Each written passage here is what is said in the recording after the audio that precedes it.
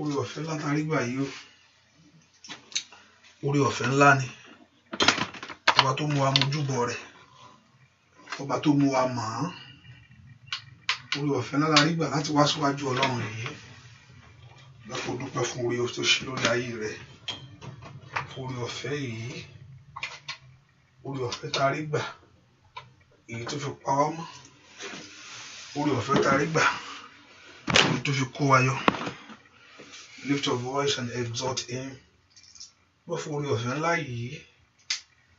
Lọ́pọ̀ dúpẹ́ lọ́wọ́ Ọlọ́run fún orí ọ̀fẹ́. Èyí tó fún wa.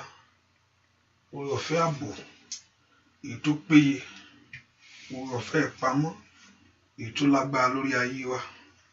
Somebody thank him and give God the praise. Dúpẹ́ lọ́wọ́ Ọlọ́run yìí pé Ọlọ́run ò ṣeun o. Dúpẹ́ lọ́wọ́ ẹni tó ní ọ́. Olúwa ò ṣeun.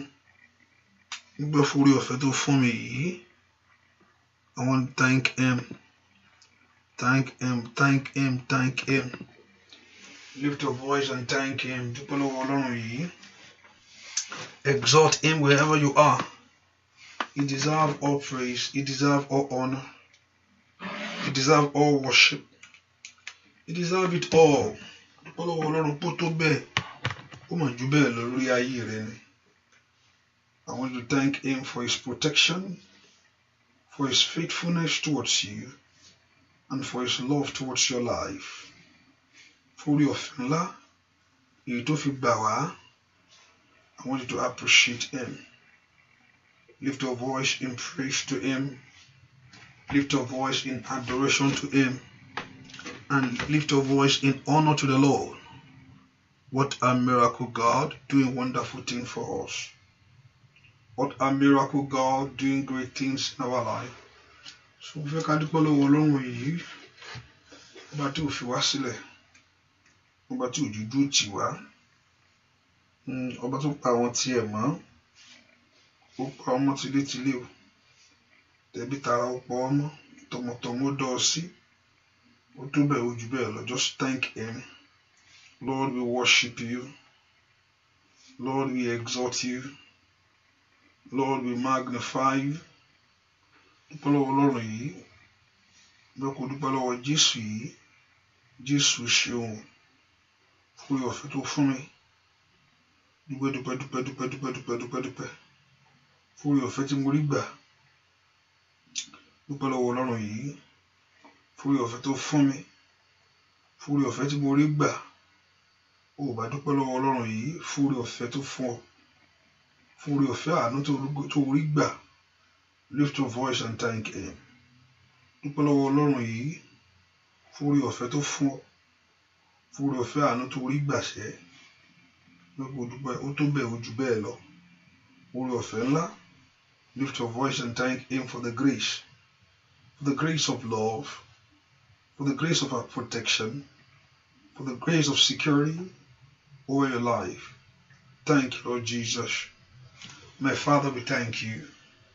My Lord and my God, we thank you. Mo dúpẹ́ dúpẹ́ fún orí ọ̀fẹ́ tó fún mi o. Orí ọ̀fẹ́ àkàkàtàn. Ṣé ti ìpamọ́ lórí ọmọ ni? Lórí aya ni? Lórí iṣẹ́ lórí ayé mi gangan kọ́. Dúpẹ́ dúpẹ́ lọ́wọ́ orí ọ̀fẹ́ tọ́lọ́rọ̀ fún ọ yìí. Orí ọ̀fẹ́ lórí gbàṣẹ́. Orí ọ̀fẹ́ lárí gbà níwájú rẹ̀. So lift your voice and worship him. Dúpẹ́ lọ́wọ́ Ọlọ́run yìí. Olúwa ṣeun. Olúwa ṣeun. Olúwa ṣeun. Olúwa ṣeun. Mo lérò pé o gbàdúrà bí tó wà sẹ́. Mo lérò pé ọkàn rẹ ń dúpẹ́. Mo lérò pé ọkàn rẹ ń yìn. Mo lérò pé ọkàn mọ rírì orí rẹ̀. Jésù ṣé o. O ṣé bàbá. Alágbára ayé mi ṣé o. Jésù ṣé o. Jésù ṣé o.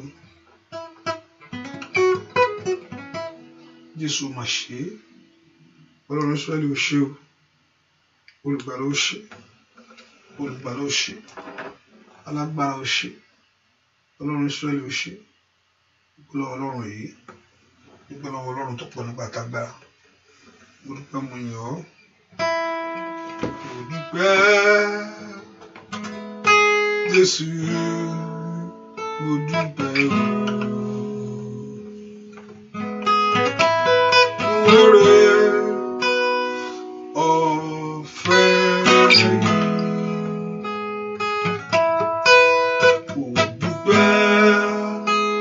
Jésù mo dúpẹ́ o. Oore ọ̀fẹ́ yìí ìwọ ló tọ́ mi sọ́nà ìgbàlà. Ayé mi bá lè dára. Mo dúpẹ́ Jésù.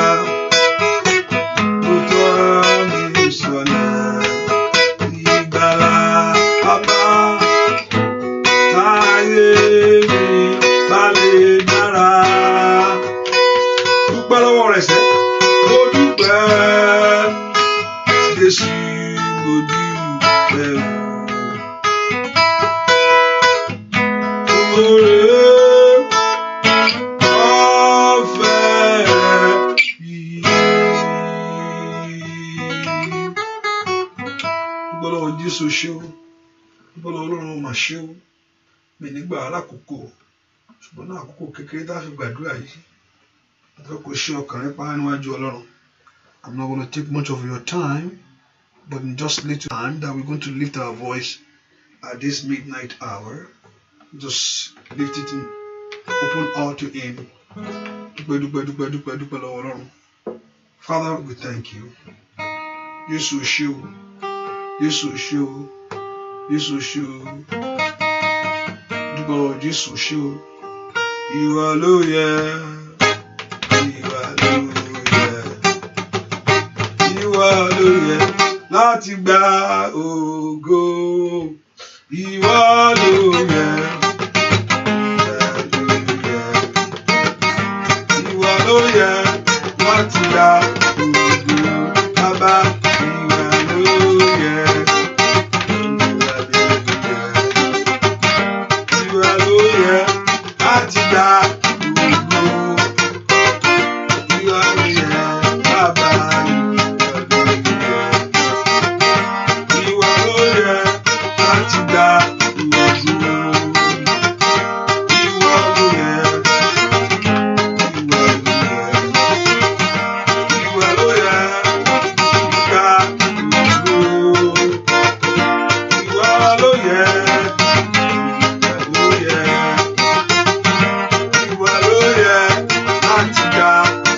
Bàbá mi máa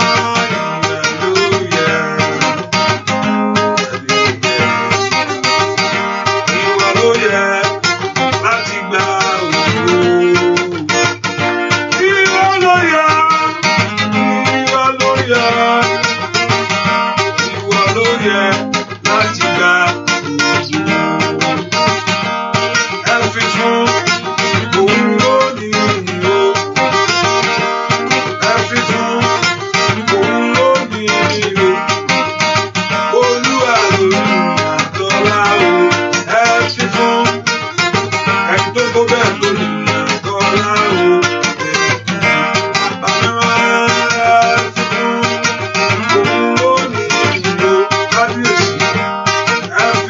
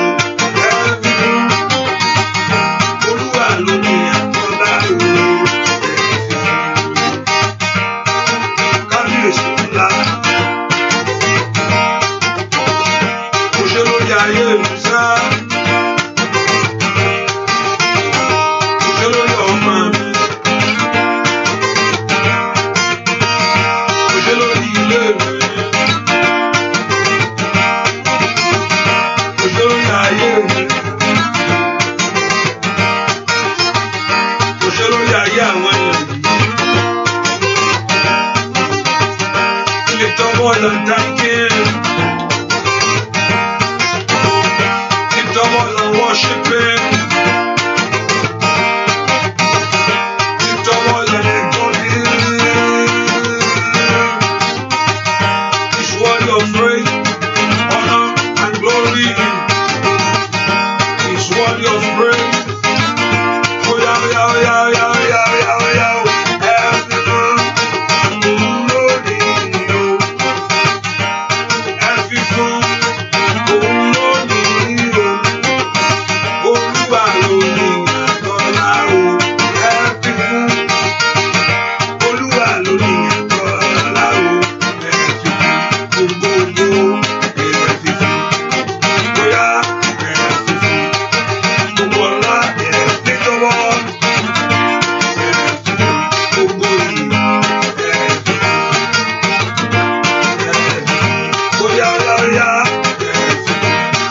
Lift your voice and thank Him. Ó tó bẹ́ẹ̀ ó jù bẹ́ẹ̀ lọ, ọba ńlá. Kábíyèsí lọ bá gbogbo ayé. Bàbá ẹ ṣé gan. Ọba gbogbo ayé. Bàbá ẹ ṣé gan. Ọba gbogbo ayé. Bàbá ẹ ṣé gan. Kábíyèsí lọ bá gbogbo ayé. Bàbá ẹ ṣé gan.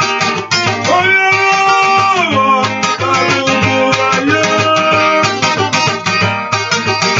Bàbá ẹ ṣé gan. Dúpẹ́ lọ́wọ́ Ọlọ́run wọ bá gbogbo ayé. Olódùmarè ńlá, bàbá ẹ ṣé gan.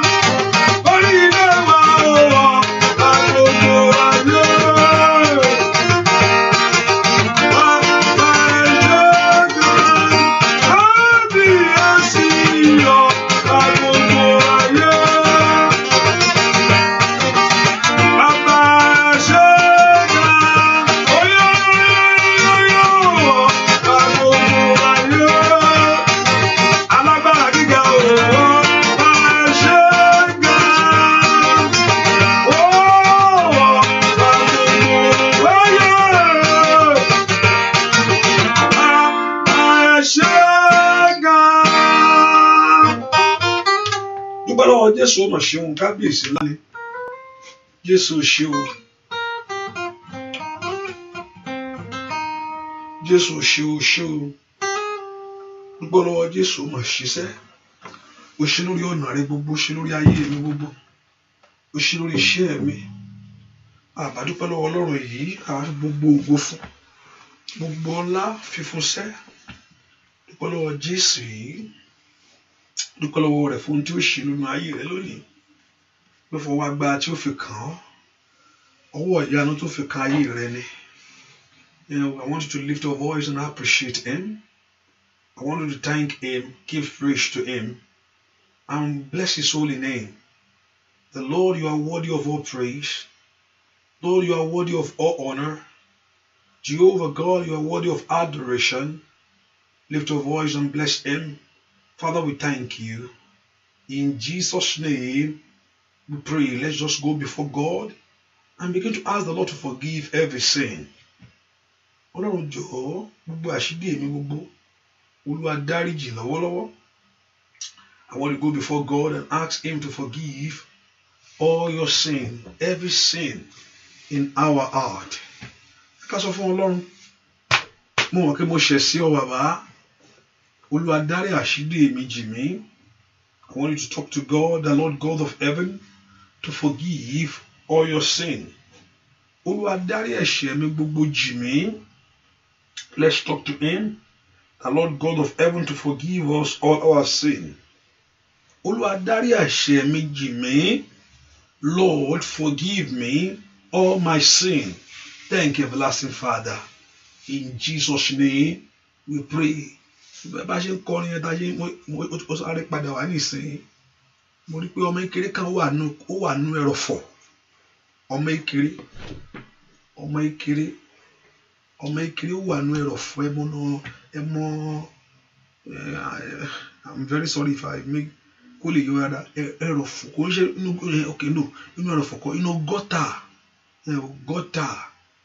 ẹ̀wọ̀n tí a bá lọ síbi àwọn Èkó torí àwọn gọ́ọ̀mẹ̀ntì ò ń ṣe kankan yẹn bẹ́ẹ̀ màrá àwọn gọ́tà kan omi adágún síbẹ̀ yóò dúdú lọ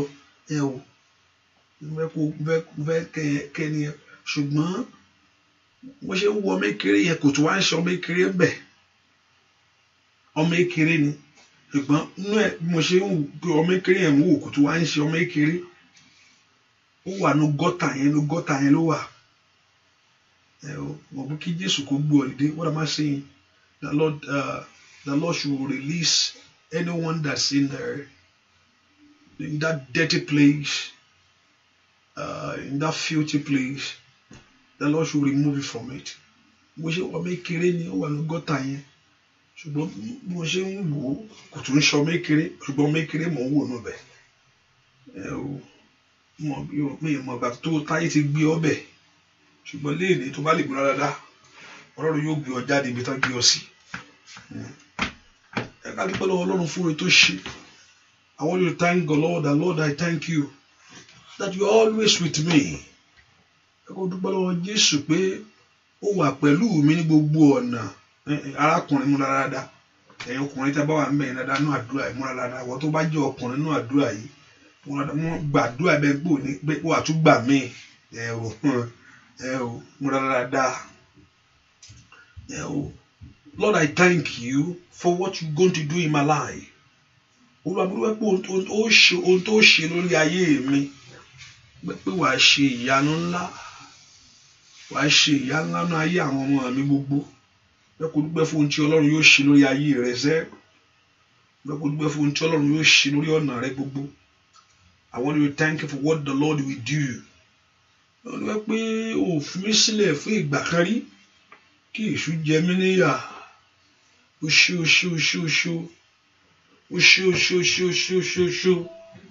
Dúpẹ́ lọ́wọ́ Ọlọ́run yìí. Ọpẹ́ ni kò dúró lọ́rọ̀ ó mọ ohun tó fẹ́ wí already. Ó mọ ibi tó gun yẹn ti wá ṣùgbọ́n tó bá lè dúpẹ́ lọ́wọ́ Ọlọ́run yìí ogun yẹn yóò ṣẹ yányán.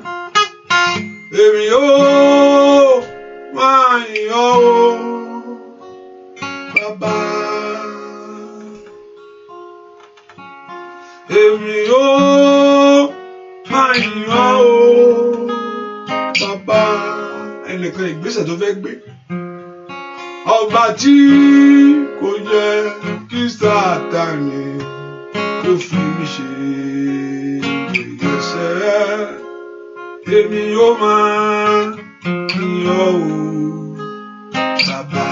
Ẹnìkan ìgbésẹ̀ yẹn ò ní já kànga o. Ìgbésẹ̀ rẹ ò ní jẹ́ o bọ́ kànga. Ohun tó fẹ́ ṣe yẹn ò ní ṣubú ń bẹ. Èmi yóò máa yìn ọ́ Bàbá.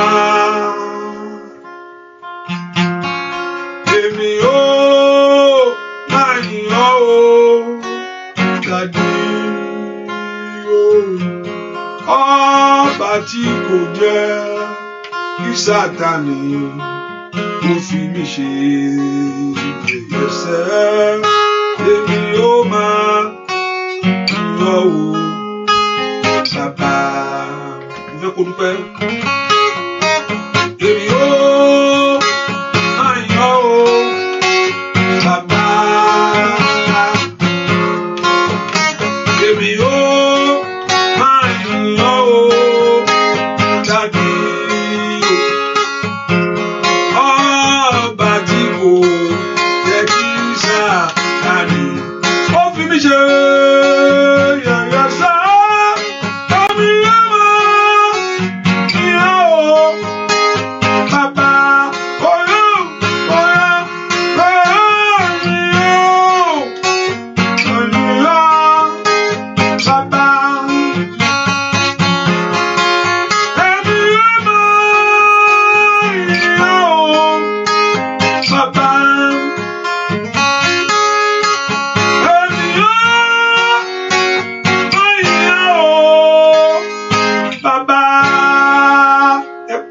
Jésù Ọlọ́run dárí gbogbo ẹ̀ṣẹ̀ mi jì mí. Ọlọ́run fẹ́ gbóhùn rẹ is ready and ever ready to hear the voice of you. You know that God is ever ready to give you the blessing. Why God have money in his hand and also you don't want us to give to us. Ṣé pé Ọlọ́run rorò tó bẹ́ẹ̀ náà ni ṣé pé ó ní ìbùkún lọ́wọ́ kò fẹ́ fi fún ọ. Ó ní àṣeyọrí lọ́wọ́ kò fẹ́ gbélé ọ lọ́wọ́ pé torí kíni. Ó ní ọwọ́ Ọlọ́run ò kúrú bẹ́ẹ̀ ni etí rẹ̀ ò sì wúwo látọ̀dọ̀ tòun kò sí nǹkan kan. Àwa ní gbogbo ẹ̀ṣẹ̀ mi gbogbo ìtú ò ní jẹ́ kí n rí ọ bàbá fún mi lẹ́ẹ̀mí ìrònú pìwàdà. Kò yẹ ká béèrè pé Olúwa dáríjì mi nìkan kọ́ ni to ask God forgive me alone no but kí n ronú pìwàdà rẹ̀ ni Olúwa fún mi lẹ́ẹ̀mí ìrònú pìwàdà. Ẹ̀ṣẹ̀ mi yìí gbogbo ẹ̀ṣẹ̀ mi gbogbo yìí fún mi ní ẹ̀mí ìrònú pìwàdà kí wọ́n mi jù ú lẹ̀ yí ojú mi padà sí ìwọ Ọlọ́run. Fún mi ní etí ìgbọ́ àti àgbàṣe kí láǹfààní Olúwa dáríjì mi ọ̀pọ̀lọpọ̀ Olúwa dáríjì parí àdúrà inú ẹ̀ láti padà sí. Olúwa dáríjì mi nìkan kọ́ Olúwa gbà mí lọ́wọ́ ẹ̀ṣẹ̀ yìí ni. There's the Lord to deliver you. Not only that you God or even to forgive you alone. But kó gbọ́ ọ lọ́wọ́ ẹ̀ṣẹ̀ yẹn ni. Mashanda labawo sakata labari. Masoto toli karabawo shata labaria. Orúkọ Jésù mikali abadondo satiri bakata. Bí kò dáríjì nìkan Olúwa gbà mí ìbínú yẹn ńkọ́. Mi tó bá bínú báyìí ilẹ̀ ara ẹni. Òkìní yẹn tuntun gùn mí ni. Ilé dádì wa mo ti rí. Ìbínú yẹn bá dé. Mi àìdáríjì ọmọ ẹnìkejì ní. Ìsọ̀rọ̀ ju ọmọ ẹnìkejì ní. Ìfẹ́kúfẹ́ ọkàn ní. Ká porúkọ Jésù gbogbo ẹ̀ṣẹ̀ mi gbogbo. Olúwa dáríjì. Olúwa gbà mí lọ́wọ́ ẹ̀ṣẹ̀ mi. O bá pe Jésù kó gbọ́ kíákíá. Ó yá. Ai, Masaida. Wà lè kiri bakari basira. Porúkọ Jésù. Olúwa dárí gbogbo àṣìdé mi jì mí. Ẹ̀yin ogun ọ̀run ẹ gbà mí o. Masida ba ẹ fún mi ní àyà tuntun. Ask the Lord to give you a new heart. Ẹ fún mi ní ọkàn tuntun. Ẹ fún mi ní àyà tuntun. Minana na Saida. Porúkọ Jésù. Bí kí Ọlọ́run kó fún ọ ní àyà tuntun. Kó Olúwa kó fún ọ ní ọkàn tuntun. Kó fún ọ ní etí ìgbọ́. Àtàyà tí ń gbà á ṣe. Ẹ porúkọ Jésù mi tẹ wá sẹ́. Olúwa fún mi ní etí ìgbọ́. Àtàyà tí ń gbà kíní yìí ṣe. Ai, Mandalia Bakafuru Saida. Porúkọ Jésù sẹ́. The Lord should give you a new heart. The heart for him. The heart for the Lord. In the name of Jesus. Orúkọ Jésù kó yànda rẹ̀ fún ọ lọ́wọ́lọ́wọ́. Etí ìgbọ́ àtàyà tí ń gbà ṣe. Ọkàn tí ń tẹríba fún ọ̀rọ̀ owó Ọlọ́run lábẹ́ àkóso bó tilẹ̀ kó rí. Ọkàn tí ń ṣe ìfẹ́ ọwọ́ Jésù. Ó yá ibi tí oore wà nù. Ibi tí ìyanu rẹ̀ wà nìyẹn. Ẹ porúkọ Jésù. Ó yá ọwọ́ rẹ̀ òkúrú bàbá o. Bẹ́ẹ̀ ni tí rẹ̀ ò sì wúwo. Ó yá jẹ́ ra àánú gbà. Àánú ni. Máa ṣáàdàbà tó tó làkàtà. Ó yá. Orúkọ Jésù kó ṣàánú fún ọ. Ó yá ìbèrè fún ẹ̀mí mọ́ kó sọ̀kalẹ̀ wá. Ẹ̀mọ́ tó wọ́n gbogbo ní orúkọ Jésù. Gbogbo àṣírí kọ̀ọ̀kan ló ayé mi sẹ́. Tí Sátánì ti tẹ́ tafàtàfà pamọ́ sí. Ó yá ẹ̀mọ́ lórúkọ Jésù. Ó yá bẹ̀rẹ̀ sí tú. Ó yá ẹ̀mọ́ sọ̀rọ̀ lórí ayé mi lálẹ́. Ó yá. Níbi Sátánì sá pamọ́ sí o. Ẹ ká pe ẹ̀mọ́ sọ̀kalẹ̀ wá. Ó yá ẹ̀mí mímọ́. Ó yá máa bọ̀ wá lórí ayé mi. Ibi tí ọ̀tá sá pamọ́ sí. Ní orúkọ Jésù. Ó yá ẹ̀mọ́ ṣiṣẹ́ rẹ lọ́wọ́. Máa ṣe kételé bó kapira sáyidá. Ó yá ẹ̀mọ́ fẹ́ kẹ́ ẹ̀mọ́ kó bọ́ pàdé. Èmi ò mọ bí tó wà. Ṣùgbọ́n ẹ̀mọ́ lè bọ́ bí tó wà yẹn. Èmi ò mọ tó bá wá sẹ́. I don't know your needs.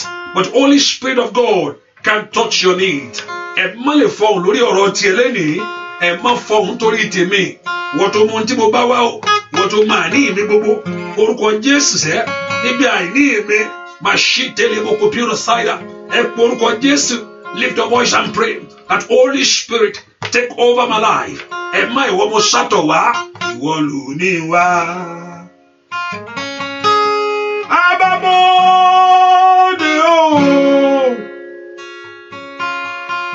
ilé mi dán, ọ̀rẹ́ bá mi túṣọ́.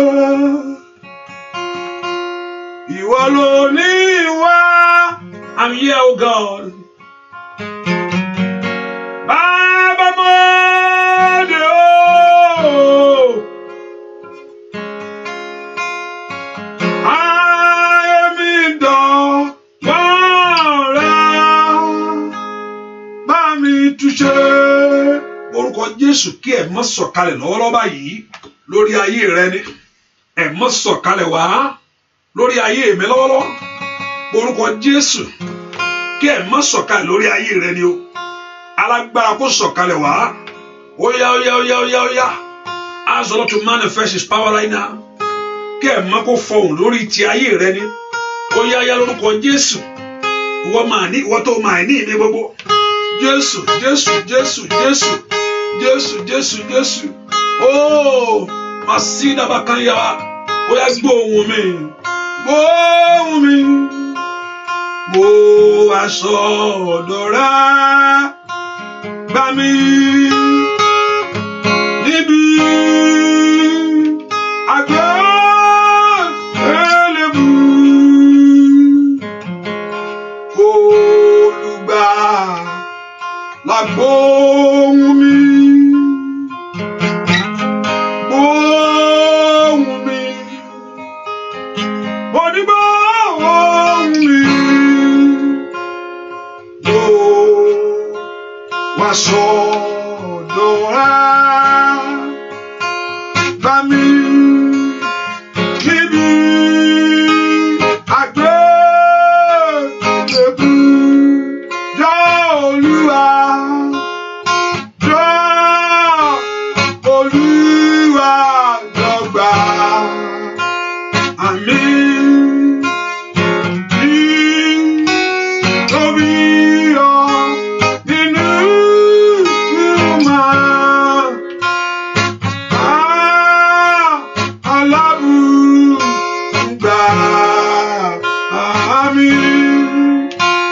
Níbi àgbélébùú. Olúwa gbọ́. Olùgbàlà gbóhùn mi. Gbóhùn mi. Gbóhùn mi. Gbóhùn mi. Mo wá sọ́dọ̀ rẹ. Bá mi níbi àgbélébùú. Olúwa gbọ́. Olùgbàlà gbóhùn mi. Gbóhùn mi. Gbóhùn mi. Mo wá sọ́dọ̀ rẹ. Gbà mí níbi àgbélébùú. Ó bọ́ lórí ọmọ. Olùgbàlà gbóhùn mi. Tó bá gbọ́ ìyanu ó ṣẹlẹ̀. Gbóhùn mi.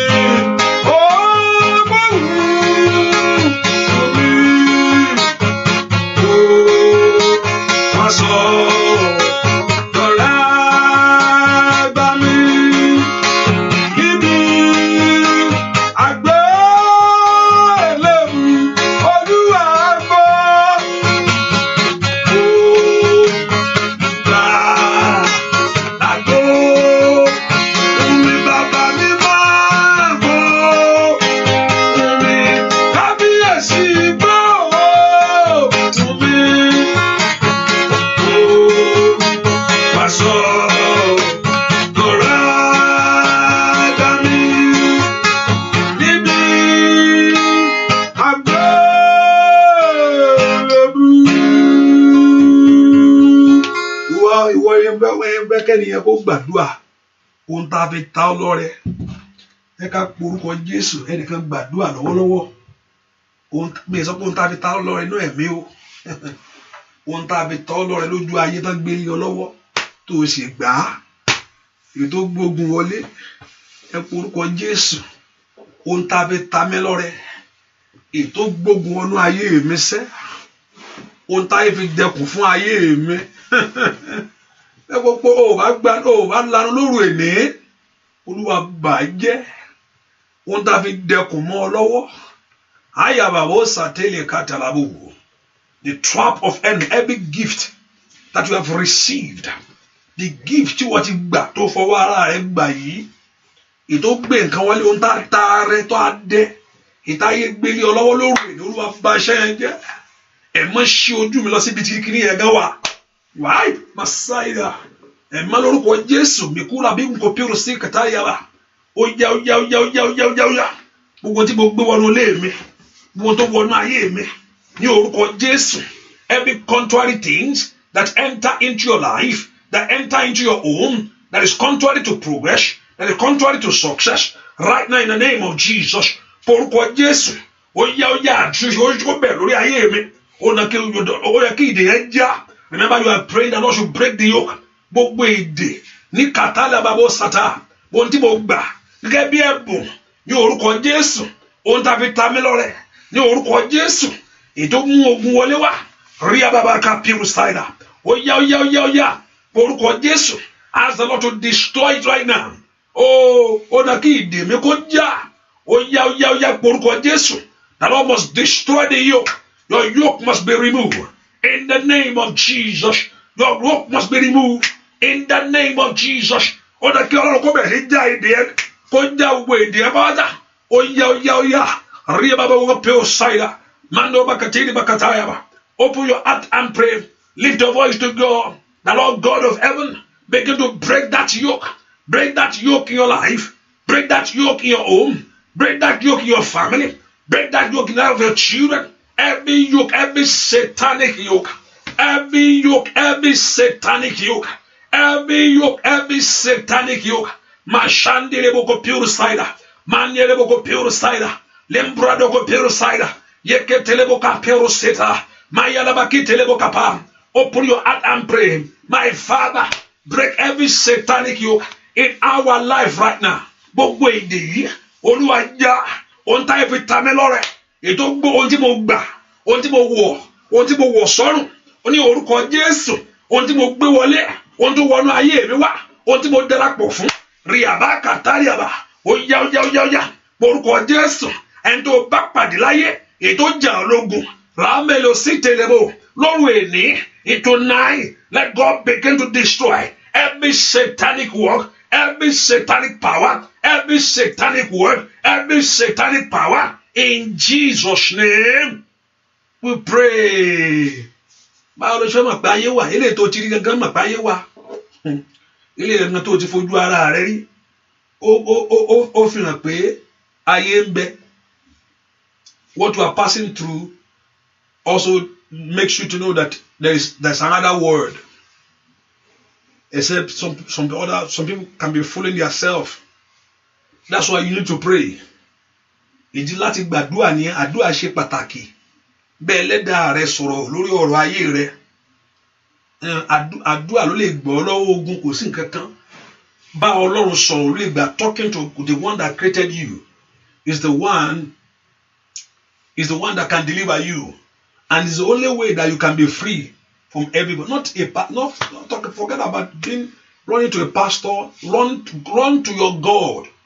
Wọ́n sátọ̀ ẹni tó ní ọ́ ni kó gbá mú kò sẹ́ bá èmi ẹgẹ́ mi tí gbára mi tó bá sátọ̀ mi wọ́n èmi ẹgẹ́ ó ń jà ojúlẹ̀ èmi ẹgẹ́ fẹ́ kán gbà mí Ọlọ́run náà ló lè gbà wá it's only God that can deliver us so you have to run to him lift your voice and pray to God my Father deliver me ẹ tú mi sílẹ̀ ogun tó gbé ayé mi pamọ́ mo nana ma wú ṣàtàyẹ̀wò limbrendo tó pure cider Olúwa tú mi sílẹ̀ ogun tó gbé ayé àwọn ọmọ mi pamọ́ ogun tó gbé ọ pamọ́ tó di olóore rí ọ ní orúkọ Jésù ọwọ́ tó gbé ọ pamọ́ tó jẹ́ kó olóore rí ẹ tí ò jẹ́ kí olóore kó fojú kàn ọ́ ní àbàbàwọ̀ sàtẹ́ ó lè wà wájú olóore ọ̀pọ̀lọpọ̀ iwájú olóore ló wà olóore rẹ̀ ń rí everyday but iye olóore ò sí pé kàn ṣàánú fún ọ you have been there not today. You have been there second time, not the third time, and people are looking at you, and nothing comes into your heart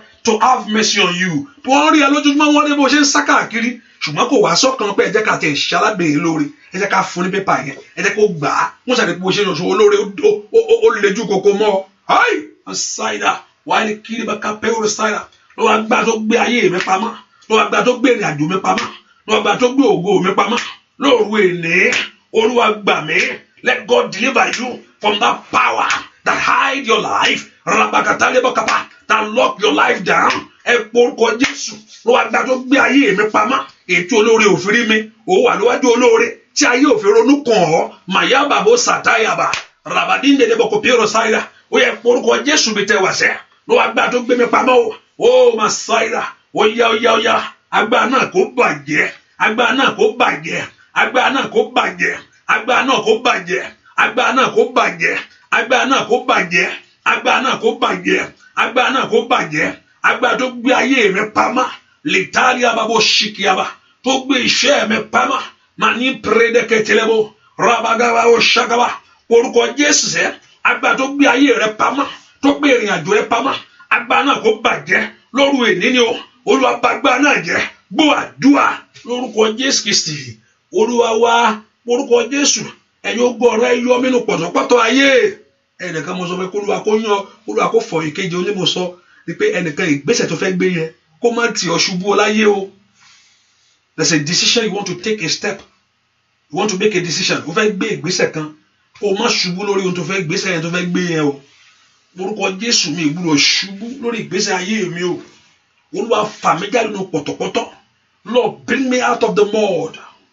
Bring me out of the dirtiness, out of the gutter. Daddy, bring me out. Ó yẹ ẹ mú mi jáde, ẹ wẹ̀ mí ẹ̀yin ogun ọ̀run, ẹ wẹ̀ mí láwẹ̀ mọ́. Ẹ wẹ̀ ìrìn àjò ayé, ẹ fà mí jáde, bring me out. Ànàlàmà ẹ mú mi jáde. Ó yẹ ẹ wẹ̀ mí nínú pọ̀tọ̀, ẹ wẹ̀ mí jáde, ẹ mú mi jáde kúrò nínú pọ̀tọ̀pọ̀tọ̀. Kò sẹ́ tó wà nínú pọ̀tọ̀pọ̀tọ̀. Ayọ̀ máa súnmọ́ sáwọn dẹ̀tí arákùnrin yẹn gan, Joshua the high priest. Sátánì sọ oṣù nínú pọ̀tọ̀pọ̀tọ̀. Ó ń dún wájú Olúwa and wọ́n resist ẹ̀. Wọ́n sún sẹ́yìn. Olúwa mú mi jáde. Ibi tí n bá wà sẹ́, Olúwa ẹ mú mi jáde o. Ẹ mú ìrìn àjò mi jáde. Ó yá orúkọ Jésù nínú ìgbésẹ̀ mi bàbá. Mi ìgbúrọ̀ kábàámọ̀. Ó yá yàdúrà tẹ ẹni yẹn. Ó yá mi ìgbúrọ̀ kábàámọ̀. Nínú ayé kan tí mo wá o. Mi ìgbúrọ̀ kábàámọ̀. No regret. Jikatalawa o shata. Let God order my step. Let God lead you. Let God of heaven order your step. Let God of heaven lead you. Ẹ̀yin ogun rẹ̀ darí mi.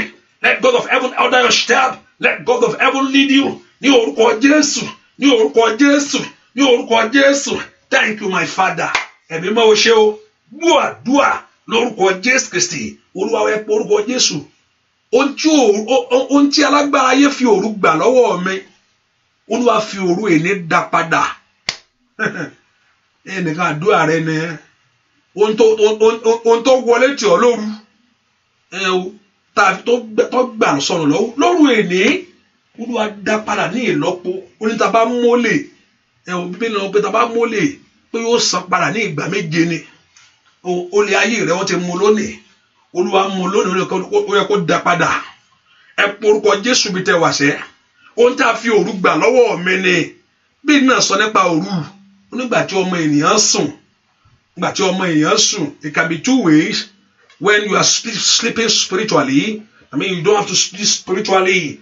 If someone is sleeping spiritually, enemy can rob them. If prayer is not what you devote your time to, or serving God, or doing the will of God, Satan can rob you. So someone can be sleeping spiritually. Also someone can be sleeping in prayers, in times of prayer. I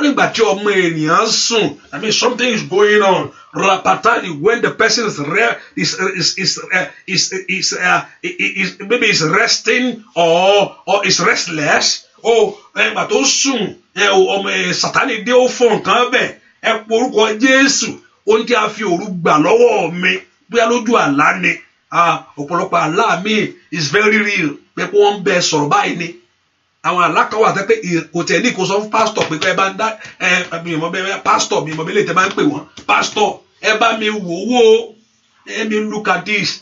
It's very clear like wọ́n bẹ sọ̀rọ̀ wọ́n sọ̀rọ̀ sí ẹ̀mí rẹ ni. Wọ́n sọ̀rọ̀ sínú ayé rẹ ni. It's clear to you. Ohun tí a fi òru gbà lọ́wọ́ mi o. Olúwa fi òru èní dá padà. In any area that you have been robbed at midnight hour, Ikatalibawo Shakayabo Kapa. At this midnight hour, ó yẹ bá ń dá padà. Ó tẹ́ ayé fi òru gbà lọ́wọ́ mi ní orúkọ Jésù. Ó yá ń bolo wa. Rí bàbá wọ́n fagosaya ní orúkọ Jésù. Ó tá pè sínú ayé rẹ lóru ní orúkọ Jésù lóru èní. Olúwa rìn kọjá. Ẹ fi òru èní dá padà. Porúkọ Jésù sẹ́, Olúwa fi òru èní dá padà.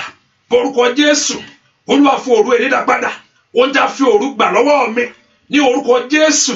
Olúwa fi òru èní dá padà. Olúwa fi òru èní dá padà. Ó ń já fi òru gbà lọ́wọ́ mi ní orúkọ Jésù sẹ́. Olúwa fi òru èní dá padà. Bẹ́ẹ̀ kó porúkọ Jésù yẹn ni kí Ọlọ́run kó fi òru èní dá padà fún ọ. Ó ń já fi òru èní gbà. Ó ń já fi òru gbà lọ́wọ́ rẹ ní orúkọ Jésù. Ibi tí ayé ti wọlé sí mi lára ní orúkọ Jésù. Ibi tí ọ̀tá ti wọlé sí mi lára. Olúwa lọ rìn kọjá mẹ́. Rosai daba kapera. In any areas of life that enemy have used to enter your life. Ibi tí ọ̀tá ti gbà wọlé ní orúkọ Jésù. Olúwa gbẹ̀díyà nínú agbára rẹ̀. Ó yá bá ń lé jáde. Ó yá lé jáde. Ó yá lé jáde. Ó yá lé jáde. Ibi tí ọ̀tá ti gbà wọnú ayé mi ní orúkọ Jésù. Níbi tí àìní ti gbà. Níbi tí àìsàn ti gbà wọlé ní orúkọ Jésù. Níbi tí àbúrò ti gbà wọlé, Olúwa lé jáde. Ó yá Olúwa rìn bẹ̀ kọjá. Lord, walk in that place tonight in the name of Jesus and send him away. Ó yá lé jáde. Àlejò ni. Ó yá gbàdúrà. Àlejò ni. Gbàdúrà. Lórúkọ Jésù Kristi. Olúwa wa, I have 8 minutes to go. And remember, you are coming back by. You have to wake up by. Or for those in America by 1 a.m. my time, 1 a.m. again. And tomorrow we're just going to do the normal prayer by 9 a.m. for everybody, 9 a.m. and also by 7 and also by 1 a.m. again. I know you have to you are going to church in the morning, but it's 6 o'clock at least. In any service, don't be at 6 o'clock. I don't know. Don't let me see that. So you pray before you go to church. Make sure you also pray. I know you are going to church tomorrow. It has to be tomorrow, so you pray. And also, let's see how God is going to work out. So in about 8 minutes now, let's say, Lord, turn my darkness to light, O God. Olúwa sọ òkùnkùn mi, Olúwa sọ di ìmọ́lẹ̀. Olúwa sọ òkùnkùn mi, òkùnkùn ayé mi gbọ́dọ̀ rìn ní òkùnkùn ayé mọ́. Ọlọ́run gbà mí, má jẹ́ n rìn ní òkùnkùn ayé mọ́. Olúwa sọ òkùnkùn mi di ìmọ́lẹ̀. Ẹni tó wà ní òkùnkùn wọn rí wọn gan ò lè réyàn. O méjì lè ń ṣẹlẹ̀ sí ayé orí wọn gan ò lè réyàn. Olúwa sọ òkùnkùn ayé mi di ìmọ́lẹ̀. Má jẹ́ ayé mi rìn ní òkùnkùn mọ́. Turn my darkness. Ló bá ó ṣàtàlẹ̀ bá kàpáyàbá. Ogun ọ̀run ẹ sọ òkùnkùn ayé mi di. Ẹ má jẹ́ rìn ayé mi má jẹ́ rìn ní òkùnkùn mọ́. I want you to lift your voice and pray to God that you will not walk in darkness no more. Ẹ má jẹ́ rìn ní òkùnkùn ayé mọ́. Ẹni tó ní mi ẹ gbà mí o. Ẹni tó láyé mi ẹ gbà mí. Ó yá ń bolo wà. Ẹni tó láyé mi ẹ gbà mí. Ẹni tó ní mi ẹ ṣàánú mi. Liagale àwọn sàtáyàbò. Ẹ má jẹ́ rìn ní òkùnkùn mọ́. Orúkọ Jésù ibi tó wà ní. Orúkọ Jésù yẹn dáadáa. Masaidi bekoteri abokopi urisaida. Mi gbọ́dọ̀ rìn ní òkùnkùn ayé mọ́. Ayé mi ò gbọ́dọ̀ rìn ní òkùnkùn mọ́. Iṣẹ́ mi ò gbọ́dọ̀ rìn mọ́ nínú òkùnkùn. Ó yá ń bolo wà sẹ́. Níbo lo fojú sí orúkọ Jésù ibi tó wà yẹn. Ó gbọ́dọ̀ rìn ní òkùnkùn mọ́. Ayé rẹ ò gbọ́dọ̀ rìn ní òkùnkùn mọ́. Ogun ọ̀run kó dìde. Ó yá ogun ọ̀run kó gbé ọ̀njà. Let the heaven arise. And laba o takutali o katali abo tekete. Me o ba o shakuta kuta yi. Likali maunta uku susta ikasalia. Wa ila bingu tuku fi gustikati yabo. Ma ula kapiros kakatali kaperos tel katalia. Wa ila ndele kateli bo stikateli bo toli ya. Ma ula kataus tukatalia. Ní orúkọ Jésù ò gbọ́dọ̀ rìn ní òkùnkùn mọ́. Kó jáde ní òkùnkùn yẹn. Ayé rẹ kó jáde ní òkùnkùn yẹn. Iṣẹ́ rẹ kó jáde ní òkùnkùn yẹn. Ní orúkọ Jésù. Ayé ọmọ yẹn kó jáde ní òkùnkùn yẹn. Ní orúkọ Jésù. Ìdáwó rẹ kó jáde ní òkùnkùn yẹn. Oh yeah, come out of darkness. Let your life come out of it. Let your dream come out of darkness right now. May you come out in the name of Jesus. May your life come out of darkness. May your work come out of darkness. Ní orúkọ Jésù.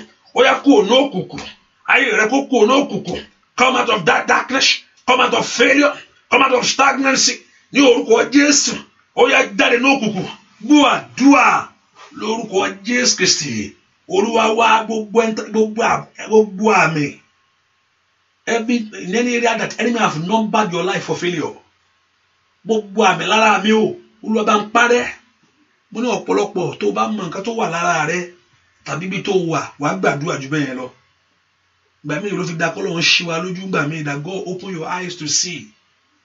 When God open your eyes, even though you pray beyond, tó bá ní kọ́ ní kò ṣe wọ́n ní kò gbàdúrà kò lè tó gbogbo yẹn jọ kí ni gbogbo ọlọ́run òróró torí ò tí ì rí ni bó ọgán bá rí pé ṣé ibi tí mo wà rí láti jọ ọlọ́run kọ́lé ọlọ́run yóò orin bẹ́ẹ̀ tu ẹ orin orúkọ Jésù bí tó wà sẹ́ ó yá gbogbo àmì lára mi Olúwa parẹ́ ẹ pọ orúkọ Jésù gbogbo àmì tí ń dojú rẹ délẹ̀ every mark blocking the blessing, every mark robbing me of God's glory, every mark yababo satulabaye. Lift your voice and pray.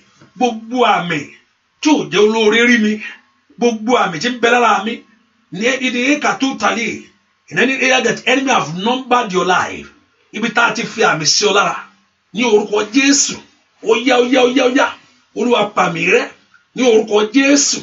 Lift your voice and pray. My Father, lift your voice to God. Olúwa pa mí ọ̀tá rẹ́, ní orúkọ Jésù, nínú ìran mi, nínú ayé mi gbogbo. Olúwa pa mí òkùnkùn rẹ́, orúkọ Jésù. Ó dá kí àmì yẹn kó parẹ́ o. Ó dá kí àmì yẹn kó kò lára rẹ. Ó dá kí àmì yẹn kó kò lórí iṣẹ́ rẹ. Ó dá kí àmì yẹn kó kò ní àgọ́ ara rẹ.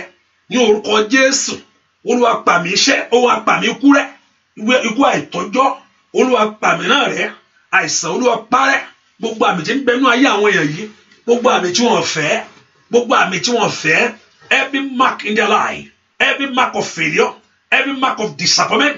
Every mark of sickness in their life right now. My Father, we pray, God Almighty, remove the evil mark from them. In the name of Jesus, I pray that evil mark disappear from you. Evil mark disappear from your life.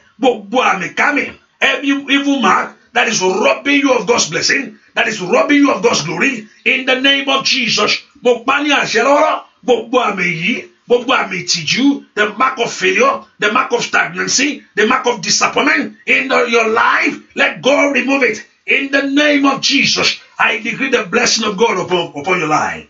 I pray in the name of Jesus, every filthiness, every dirtiness, in the name of Jesus, be removed right now. I command your glory to manifest. Mo pàṣẹ ní orúkọ Jésù kí ògo rẹ kó tàn jáde. Mo pàṣẹ ní orúkọ Jésù kí ọlá rẹ kó bú jáde.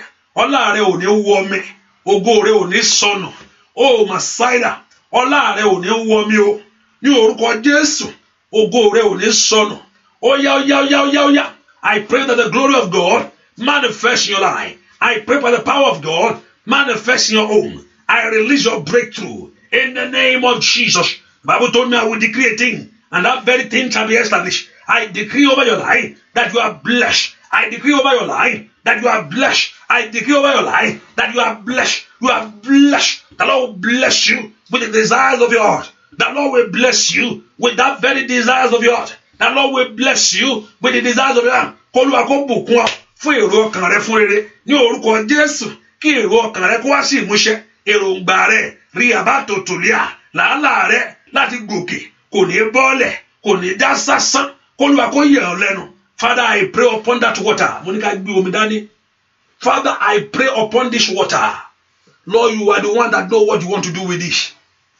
Ìwọ ló mọ̀ tó fẹ́ ṣe pẹ̀lú omi yìí. And they are, by faith, they hold it in their hand. Pẹ̀lú ìgbàgbọ́ wọn gbé omi ìdání. Lord, I pray, let the power of your God, jẹ́ kí ọwọ́ rẹ àtagbára rẹ kó kan omi yìí. Father, we pray that the power of your God, ọwọ́ rẹ àti agbára rẹ kó kan omi yìí, kí ìdè yẹn kó sọnù. k'Olúwa kó gbọ́ ohùn ẹkún yín o. Ohun tẹ́ bá Ọlọ́run sọ ní àṣálẹ́ kó rí bẹ́ẹ̀. Ọ̀nà àbáyọ kó là kankan o. Ojú ò ní tì yín. You will not be put to shame. The Lord will come to your rescue. The Lord will help you. In the name of Jesus, the hand of God will be upon you. The power of God will surround you. So shall it be. Thank you, our righteous one. Thank you, the Holy One. In Jesus' name, we pray. Amen. Amen. Amen. In Jesus' name, hallelujah. Praise the Lord. Praise the Lord. Just put in mind that the prayer continue by God's grace by 1 a.m. our time, and also tomorrow by 9 a.m. which is normal time. The Yoruba section will come together, and also the other one 7, the other one 1 a.m. again. The Lord your God will bless you. So for those that are going to work, I know some people are still going to work tomorrow morning, but I don't want you to hold you. I don't want to hold you down. So, because I know sometimes, let me just pray for you. Ìyanu yẹn kó ṣẹlẹ̀ lórúkọ Jésù. Ògo yẹn kó farahàn. Ẹwà yẹn kó bú jáde. Ọlọ́run kó bú jáde lórí ayé rẹ̀. Lórúkọ Jésù kó rí ìyanu. Kó rí ògo Ọlọ́run. Kó sì rí ẹwà rẹ̀. I pray that the mercy of God surround you. I pray that the mercy of God surround your life. I pray that the mercy of God surround your home. I pray that the mercy of God surround your family. Kó rí ọ̀fẹ́ Ọlọ́run kó bá ilé rẹ gbé. Kó rá àánú gbà. Kó Olúwa kó ṣe ọ́ lóore ńlá. Kó Olúwa kó ṣe ọ́ lóore ayọ̀ ńlá. Kẹ́ rá àánú Ọlọ́run. Kẹ́ sì rí ògo rẹ̀. Kẹ́ rí ẹwà rẹ̀.